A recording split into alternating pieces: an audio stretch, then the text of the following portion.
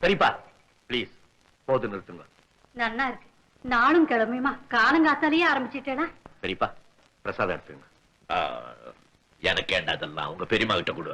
ஆச்சாரம் அனுஷ்டானம் ஒண்ணும் இல்லாம இப்படி பாஷாண்டியாவே இருந்தா எப்படி? அந்த பட்டையில அவனே போட்டுக்க சொல்லுடி. எனக்கு தான் இங்க இருக்க பட்டை. விபூதி குங்குமம் வச்சிருந்தாதான் பத்தியா. கடவுள் பிரேம் போட்டு மாற்ற படத்துல இல்லடி, நாம செய்யற தொழில இருக்கு.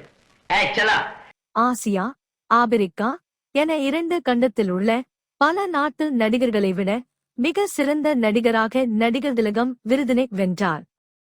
மேலும் சிறந்த இசை, சிறந்த திரைப்படம் என்ற விருதுகளையும் பெற்றது.